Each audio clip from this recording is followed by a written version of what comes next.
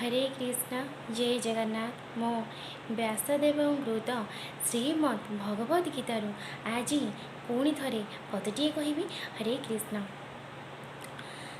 तो ज्येष्ठ पुत्र दुर्योधन देखिण पांडवों सैन आभेद्य दुर्ग सज चाही द्रोण को विनय कहई ओ गुरु दर्शन कर पांडवंकर सैन वीर तुम्भर प्रिय शिष्य पार्थ संगते द्रुपदर पुत्र नीण विभुराज छई न भेदी पारिबे जे केही।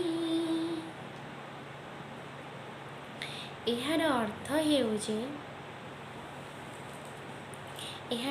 हेउजे महाराजा को संजय कहउछंती, हे राजा आपणकर पुत्र दुर्योधन पांडव मानकर जो युद्ध सजा हेछि ताकू देखि आपणकर पुत्र दुर्योधन गुरु द्रोण को कहउछंती, हे गुरुदेव देखि नियंतु केउपरि भावरे द्रौपद पुत्र द्वारा पांडव तांक सैन्यकर केउपरि भावरे पांडवों सैन्यकर बिहु आभेद भाव रचा होइछि सज्जा होइछि थरे देखि नियंतु।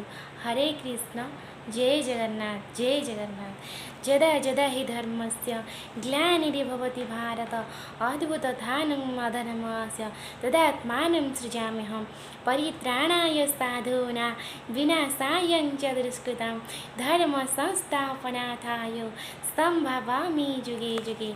हरे कृष्ण जय जगन्नाथ।